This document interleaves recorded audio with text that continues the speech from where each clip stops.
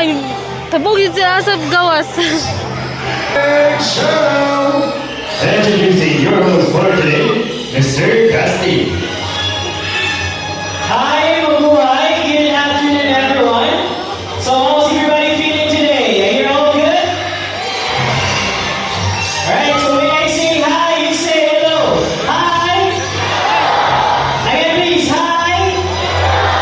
Alright, so did you see our group of pigeons? Did you know that pigeons we use as messengers to carry messages to our friends, families, and loved ones?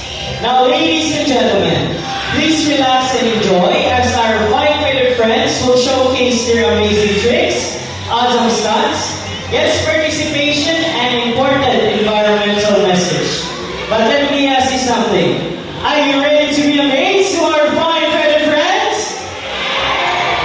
Alright, now to start with, let me call on my partner here on stage, Miss Debbie. And to our blue and gold macaw named Amigo.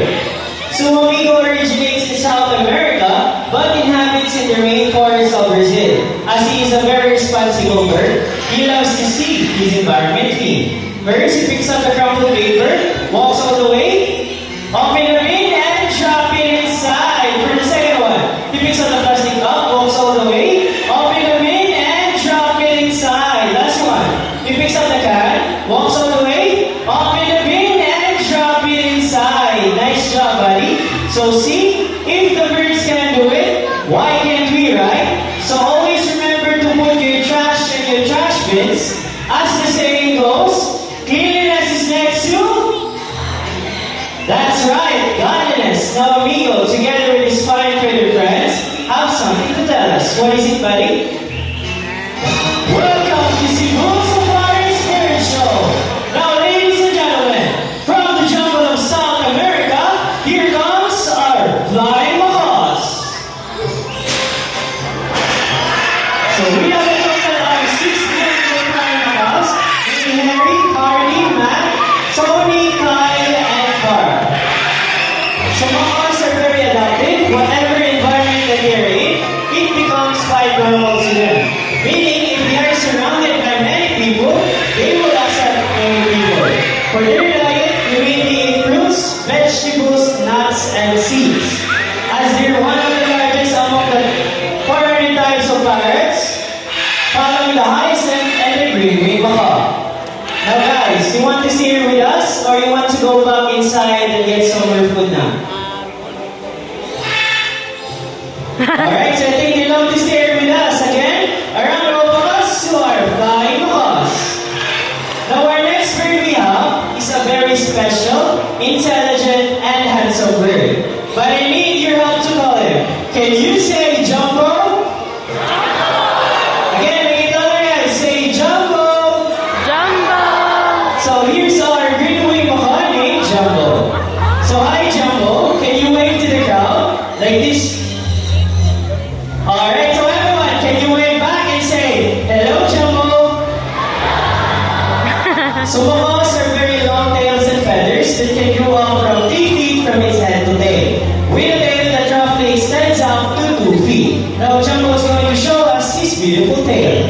Can you turn around, buddy? That's 1, 2, last one. Good bird. So as you can see, most of their colors are outside their bodies and less color under their wings. But Jumbo is going to show us his beautiful wings. So can you say wings? Again, everyone, say wings. So lastly, macaws speak are zygodactylous, meaning they have 2,000 points forward and 2,000 points backwards. They can also use their feet to hold on things and climb. Now Miss Debbie here is a ground nut. She will place it into the plastic basket. Now let's see how Jumbo will get his nuts. So Jumbo carefully lifts up the plastic basket and got his nuts. So just like I said earlier, that Jumbo is a very special bird. You want to know why? Because Jumbo loves to go to school? To the bird school. So we have prepared 2 sets of tests for Jumbo. The first one is a spelling test. Now we have here 5 animal pictures. we have here the zebra, camel, horse, tiger, and the snake. Now everyone, I need you to choose one animal picture, please. What would it be? Alright, I can hear you. Say it louder. Alright, let's proceed. Zebra with Miss Gia. So while Mr. Irving is arranging the jumbled letters, let's go to Miss Debbie to ask questions about Jumbo. So hi Miss Debbie, good afternoon. How are you today? That's to hear. Now Miss Debbie, where did Jumbo originally came from? South America. Wow, South America, but belongs to the Philippines, right? Yes. Alright, so I think you're all set already. Jumbo buddy, take a good look at the picture. Can you spell out the zebra word correctly? First letter buddy, he picks up the letter Z, and for the next letter, he picks up the letter E. For the third letter buddy, he picks up the letter B. For the next letter, he picks up the letter R. Last one buddy, last letter, he picks up the letter A. So zebra spells Z-E-B-R-A, is it correct? Alright, so since Jumbo did well in the first test, we will make it more difficult. Let's proceed to mathematical tests in addition form. Now everyone, I need you to choose two numbers from 1 to 10. Can you raise your hands or hand sign please? How about this side? Alright, I see here 5. How about this side? Higher than 5. Alright, I think I heard 8. 5 plus 8. So while Mr. Irvin again is arranging the jumbo numbers, let's go to Miss Debbie to ask more questions about Jumbo. So Miss Debbie, what are Jumbo's favorite food? Variety of fruits, seeds, and vegetables. So Jumbo's favorite foods are variety of seeds, fruits, and vegetables. My second question, Miss Debbie, what are Jumbo's favorite subject? English and math. Wow, English and math. My last question, Miss Debbie, where did Jumbo loves to go to school? University of Cebu Safari. University of Cebu Safari. Now let's see how good he is at math. Jumbo buddy, what is 5 plus 8? Alright, first number buddy. Take your time buddy. He picks up the number 1. And for the last number, he picks up the number 3. So 5 plus 8 is equals to 13. Is it correct? So a round of applause to our renewing Mahani, Jumbo. So at this moment, I need volunteer. I need an adult volunteer who is not afraid of the birds. Ikaw lang. Can you raise your hands if you want to volunteer? Alright, so already have our adult volunteer. Ay, namili na sila daan.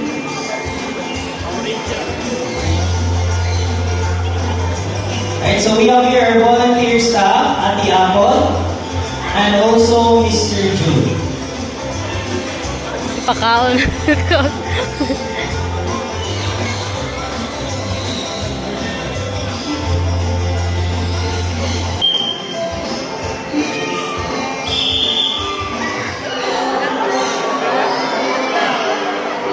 So Sentinels are also known as sand parakeets. They are very playful, social, and have a very loud voice. They are natives to the northeastern parts of South America, like Brazil and Venezuela.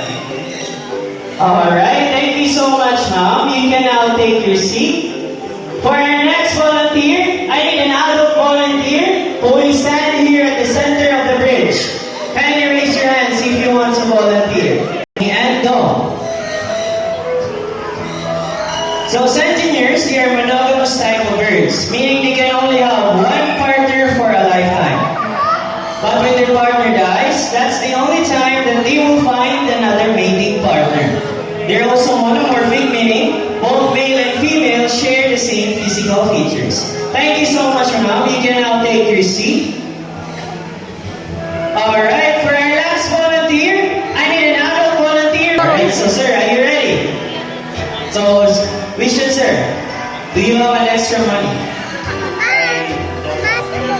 Alright, that's good to hear. Ha? Alright, now ladies and gentlemen, as we have here our cute with Sunny. So Sunny loves money. Normally in the wild, they love to pick up things and build their nest. Now let's see what Sunny will do. Sunny flies all the way to Mr. Michael and he picks the 500 peso bill. Bye-bye Sunny and bye-bye 500 pesos. Easy money, right? Now sir, what is your message to our bird Sunny? Keep the change. Oh, keep the change. Can you give the money there, sir? Hindi. So, serious question, sir. Did you enjoy our show? It's my first time here at Cebu City. Wow, so did you enjoy it, sir? So far, it's okay. It's okay. Alright, so since you answered it's okay, sir, can we do it again? Like another 1,000 pesos? 1,000 pesos, sir? I only have 5 pesos for it. We accept GCash or card. Okay. I'm just kidding, sir. So I will help you get your money back. So everyone, Sunny is a good bird. He loves seeds more than money. So kindly extend your right arm again, sir, and open your palm. Just like that one, sir. So just stay still and do not try to touch your bird, okay? Alright, so Sunny, can you come up here, please, and return the money? Right, so we have here Sunny. Sunny flies back all the way to Mr. Michael and he puts the 500 peso back. Good job, Sunny. Now, sir, what is your message to our bird, Sunny? I thought you're gonna keep the money. Is he a good bird, sir? Yeah, it's super. Thank you so much, sir. So since you're already here on stage, sir, is it okay that you will be our last volunteer for our last act? That's for sure. I think. Alright, so all you have to do, sir, is stand here in the front. Just like that one. Or will you think you boys good? Alright, first one. Bye to the first one, second one, and they made to the third one. About second try, sir, on that. They fly to the first one, to the second one, and made to the third one. Again, a round of applause to our playful senators name, Jack and Jill. Thank you so much, sir. You can now take your seat. Most handsome Tuki-Tukini, Mr. Horn.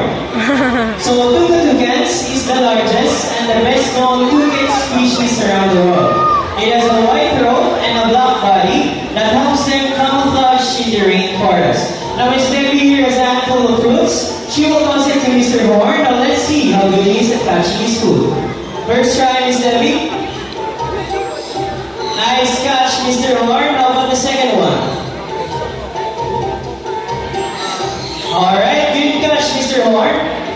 So, Tuki-Tukans have a large and beautiful bill that's heavy, but in reality, it is extremely light. It is because it is made up of protein and keratin, just like our hairs and nails. So, there are a total of 40 toucan species around the world. And one thing they have in common is their large and beautiful bill. Good catch, Mr. Horn. So, Mr. Horn, will you stay here with us or you want to go back inside and get some more food now?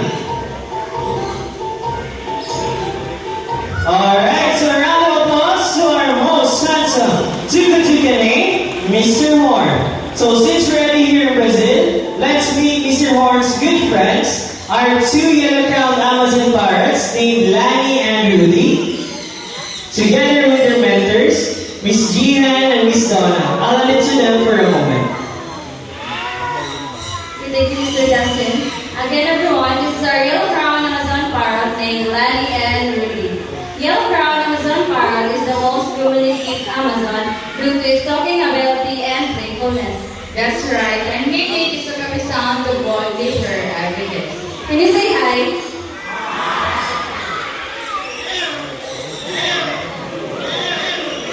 They can mimic the different sounds of animals. First is the rooster. Go by the rooster.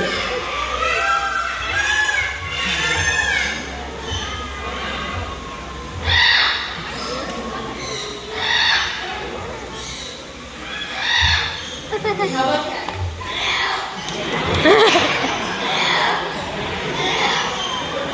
Okay, ready? Can you bark?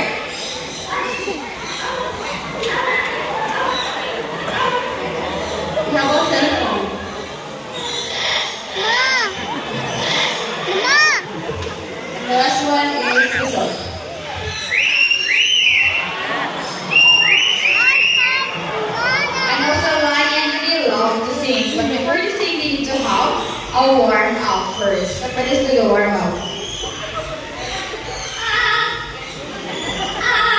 How about the first song?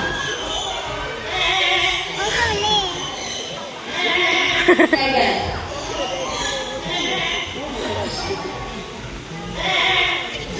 Okay, before the second song, let me ask first, who's celebrating the birthdays today or within this month? Okay, hi, happy birthday, and now listen carefully because Nanny and Ruby will sing a happy birthday song. Everybody say happy birthday.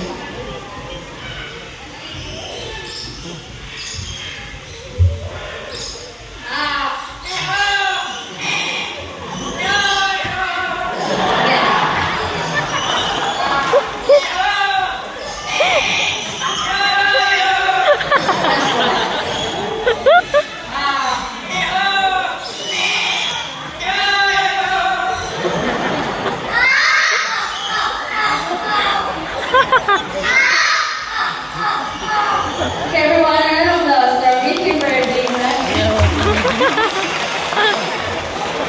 Wow, happy birthday to all the celebrants. Thank you, Lanny and Rudy, and also to their mentors. So, hi everyone, are you enjoying the show so far? Yes. Alright, Minikite, lighter. So, from Minikite, we have a white plumage from its head, down to its other parts, and the rest. Alright, you can take pictures or videos.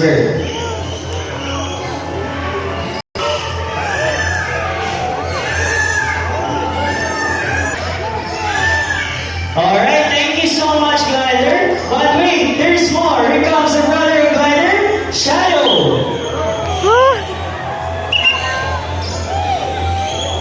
So formerly known as Redback Sea Eagle in Australia, but locally known here in the Philippines as Banog in Bisaya and Lawi in Tagalog. Banog.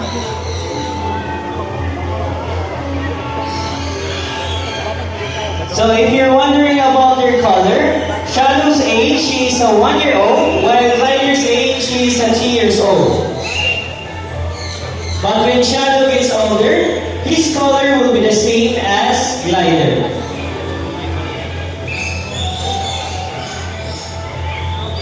Alright, so a round of applause to our snatching prey of life, our Dominicans name, Shadow and Glider. Now our next bird we have is a diurnal type of bird, meaning most of their hunting time is during the daytime. But before calling him, we will first need the lure. So the lure will be handled by our staff, Mr. Romnek. The lure will serve as the real food or the real prey, because this bird is going to showcase how sharp his eyesight is and how good he is at catching his food. Now, Mr. Romnek, are you ready? Alright. Now, ladies and gentlemen, keep your eyes alert for our Philippine hawk eagle named Hunter.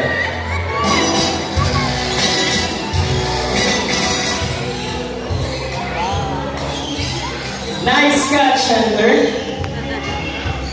Now we have here again Miss Debbie. She has the real food or the real prey because Hunter will not let go of the lure without an exchange. And as you can see here, Miss Debbie here is wearing a thick gloves that protects himself from the sharp talons of the bird. Now this bird is under the red list of IUCN as endangered species threatened by habitat loss. It is a medium-sized raptor that can grow up to 65 to 70 centimeters in length with a wingspan of 105 to 125 centimeters. So a round of applause to our Philippine hawk eagle named Hunter. Keep your heads up high to our white-bellied sea eagle named Marlena. So white-bellied sea eagle, also known as the white-breasted sea eagle, or king of the side plumage from its head down to its underparts, and its wings and back are dark gray in color. This bird, it can be found in the skies 25 centimeters in length, with a wingspan of 180 to 220 centimeters. Mas dako pa. Again, a round of applause to our white-bellied sea eagle named Marlena. And now, let me introduce to you the people behind this successful show. My partner here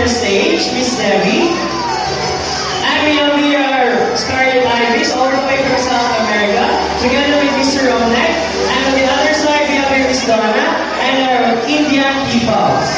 And to make this more memorable, we have here the symbol of love, peace, prosperity, and harmony. My name is Nassim. Thank you so much, everyone. I hope you enjoy the show and enjoy the rest of the while.